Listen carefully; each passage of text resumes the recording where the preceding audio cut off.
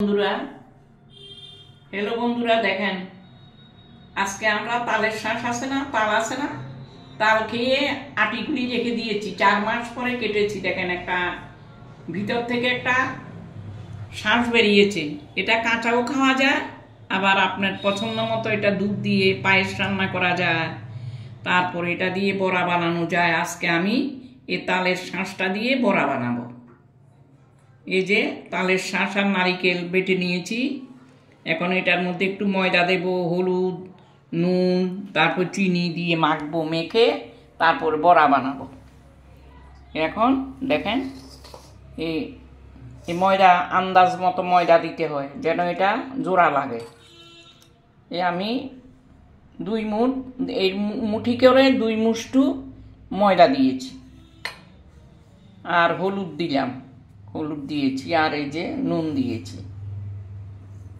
আন্দাজ মতো নুন দিবেন আর একটু চিনি দিবেন।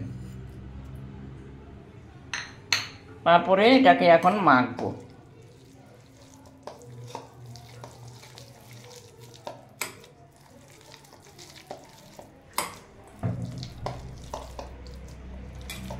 আপনারাও বানিয়ে খাবেন, দেখবেন খুব ভালো লাগে। এটার গন্ধটা খুব সুন্দর, বড়াটা বানালে গন্ধটা ভীষণ ভালো লাগে।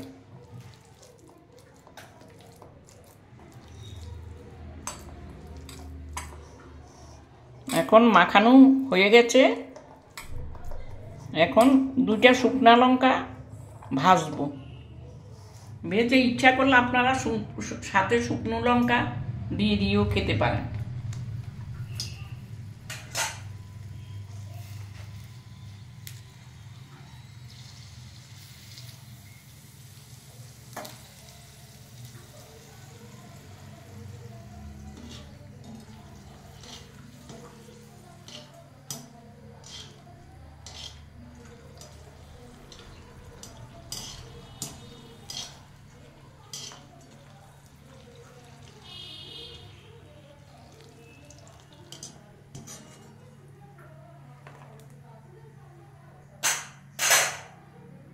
এখন আমি বড়াগুলো দিয়ে দিচ্ছি।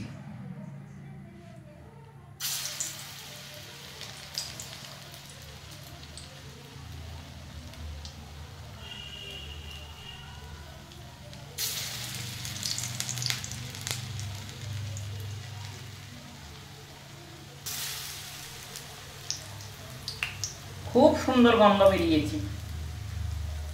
আপনারাও এইরকম তালের শাঁসগুলি এরকম বড়া বানিয়ে ভাত দিয়ে খাবেন।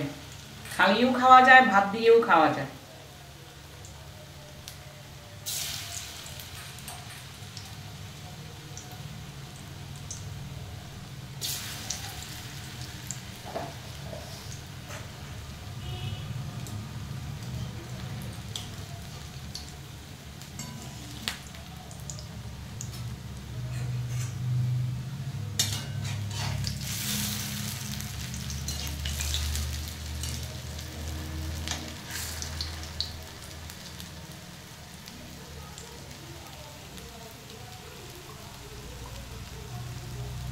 এরকম লাল লাল করে আপনারা ভাজবেন।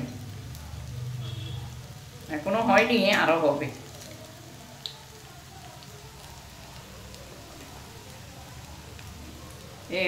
উনুনের আঁচটা একটু কমিয়ে দেবেন, তারপরে ভাজাটা ভালো হবে। সুন্দর গন্ধ বেরিয়েছে।